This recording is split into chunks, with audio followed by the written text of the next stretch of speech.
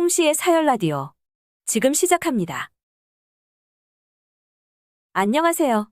얼마 전에 파혼을 하게 되었습니다. 3년을 연애했는데 이렇게 허무하게 헤어지게 될 줄은 생각도 못했습니다. 남자친구만의 잘못은 아니라고 생각해요.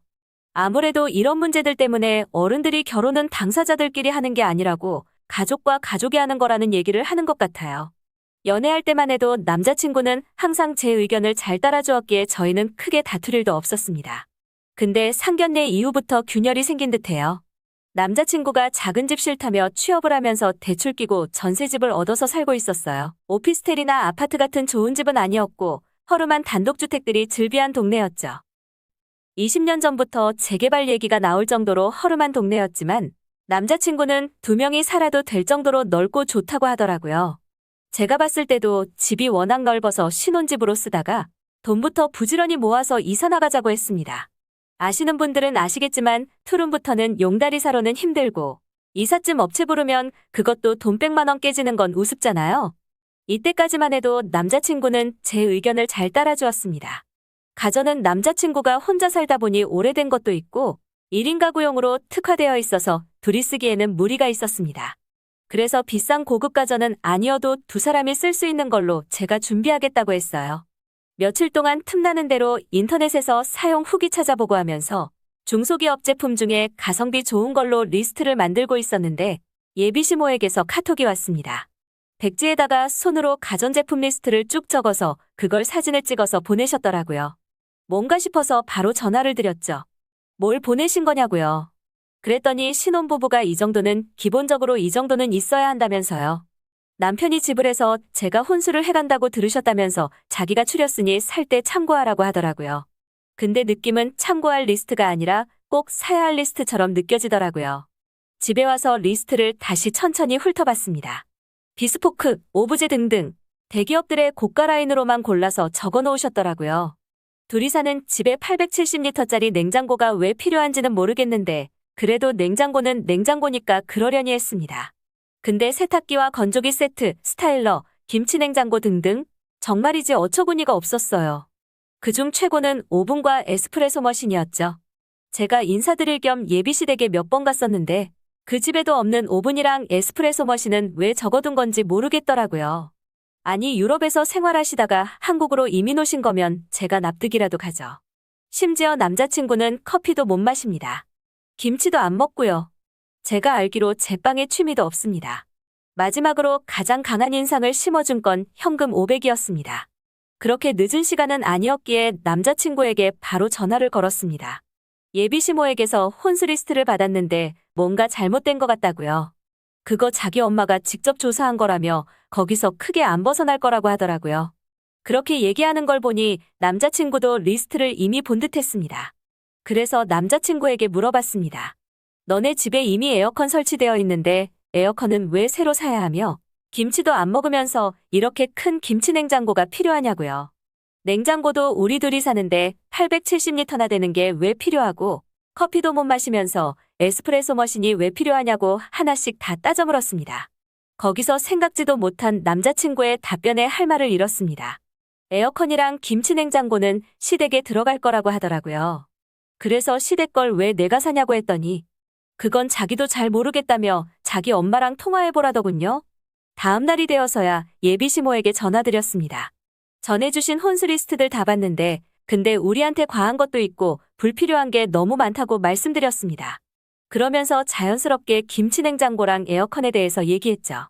알면서도 한 번도 우리 집에 필요 없는 건데 왜 리스트에 넣어두셨냐고요. 예비시모는 아주 당당하게 말씀하시더라고요. 아무리 예물예단을 생략하기로 했어도 기본적으로 이 정도는 해야 서로 얼굴 붉힐 일이 없다면서요. 부담되냐고 물으시면서도 이 정도는 해야 남들 보기에도 구색이 맞고 그런 거라면서 자기들이 지분했으니까 혼수만 하는 건데 무리하는 거라고 생각 안 한다면서요. 현금도 500으로 줄여줬는데 혼수의 예단 원래 해야 하는 거에 비하면 아무것도 아니라고 하시더군요. 여기서부터는 제 영역이 아닌 듯 싶어서 대충 알았다고 얘기하고 전화를 끊었습니다. 그리고 부모님에게 리스트 보내드리면서 이게 도대체 맞는 거냐고 물어봤습니다. 엄마는 전세가 어떻게 집을 해온 거냐며 대출이자 어차피 같이 갚을 거 아니냐고. 그리고 상견례 때 집, 혼수 간섭 안 하고 예물예단도 생략하기로 해놓고서는 이게 무슨 양아치 짓이냐며 크게 화를 내셨습니다. 아빠도 이런 식으로 나올 거면 거지 같은 전세집 필요 없고 노후에 쓰시려고 전세 돌리고 있던 아파트 해줄 테니까 혼수 채우고 아파트값 10% 현금에다 맞춰오라고 전화라더군요. 다짜고짜 예비시댁에 지르면 큰 싸움 날 듯도 했고 아직은 개선의 여지가 있다고 생각해서 남자친구에게 먼저 얘기했습니다. 전세 아닌 자가로 집 구해올 테니까 혼수랑 아파트값에 10% 현금에다 맞춰서 가져올 수 있겠냐고요. 남자친구는 생각이 없는 건지 못할 건 뭐냐고 당차게 얘기하더라고요. 그래서 어떻게 저걸 다 해결할 거냐고 너 돈 많냐고 했더니 가전은 다 무이자 할부하면 되고 현금에다는 신용대출 땡기면 다 된다고 하더라고요. 어이가 없더라고요. 대출은 네가 혼자 갚을 자신 있냐니까 100%는 아니어도 자기가 대부분 갚지 않겠냐고 하더라고요. 얘기를 하면 할수록 개념이라는 게 없다는 걸 알았습니다. 그래서 남자친구한테 물어봤어요. 예비시모한테 직접 얘기할 거냐고요.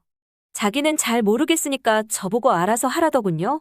뭘 나 혼자서 알아서 하냐고. 결혼을 내가 너랑 하는 거지 니네 시댁이랑 하는 거냐고. 어떻게 그런 무책임한 말을 하냐니까 아무 말도 안 하더라고요. 정말 시간이 가면 갈수록 중간에서 저렇게 아무 생각 없이 대처도 똑바로 못하는 모습을 보니 신뢰가 점점 떨어지더라고요. 예비 시모에게 전화해서 다시 한번 물어봤습니다. 나는 남자친구가 살고 있는 그 허름한 전세집에 들어가는 이유도 돈 아껴서 빨리 우리 명의로 된 집 사려고 하는 건데 처음부터 이렇게 무리하는 건 아니다 싶다고요. 예물예단도 생략하기로 하셔놓고 뒤로 이렇게 따로 요구하시는 것도 좀 곤란하다고 말씀드렸습니다. 그랬더니 그게 몇 푼이나 된다고 뭐가 곤란하냐며 자기가 뭘 뒤로 요구했냐고 하시더라고요. 그리고 아무리 생략을 해도 그렇지 콩가루 집안도 아니고 기본적인 것마저도 다 생략을 하냐고 하더라고요. 남들이 보면 우습게 본다면서요. 도대체 주변에 어떤 분들이 있길래 우습게 본다는 건지는 모르겠지만 저는 납득도 안 가고 싸우고 싶지도 않았습니다. 그 순간 이런 생각들이 들더라고요. 내가 이렇게 굴복하고 시집을 갈 만큼 메리트가 있는 집인가? 남자친구가 그만큼 우리 부모님한테 잘할까? 하는 생각이 드는데 확신이 안 서더라고요. 그래서 예비시모에게 제안했습니다. 그럼 남들 볼 때도 떳떳하게 저희 집에서 전세 아닌 자가로 아파트 준비해 갈 테니까 시댁에서 혼수랑 아파트 값이 10% 현금예단으로 준비해 달라고요. 그랬더니 완전 내로남불이 따로 없더라고요. 이제 가족인데 뭘 그렇게 칼같이 따지냐면서요. 그러면서 저보고 치사하다고 그럼 반반하자고 하시더라고요. 저는 이미 정이 떨어질 대로 다 떨어져서 파혼까지 생각하고 있었습니다. 그래서 그냥 거침없이 질렀어요. 반반도 좋다고 저희 집 작아서 크게 부담 안 될 거라고 24평에 최근 실거래가 7억 5천이었으니까 3억 7천5백 주시면 된다고 했습니다.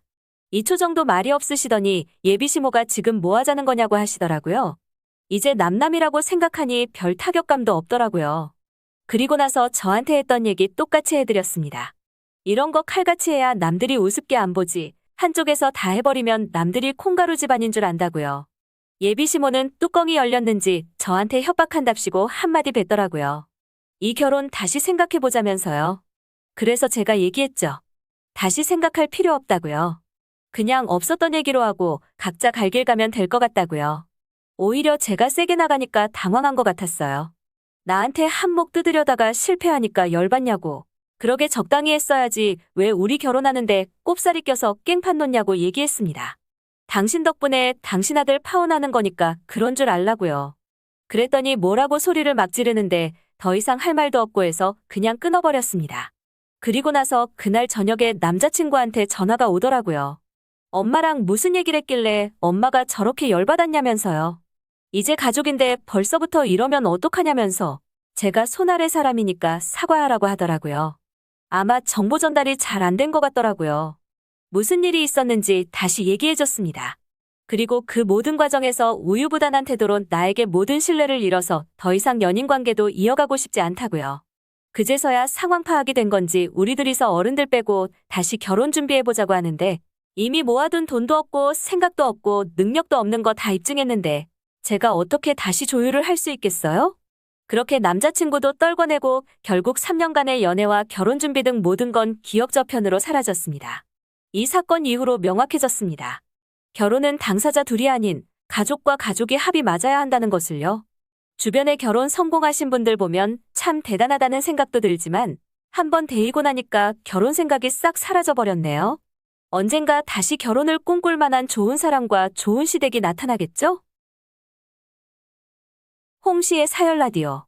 오늘 이야기 여기까지입니다. 구독과 좋아요 눌러주시면 재밌는 이야기 준비하겠습니다.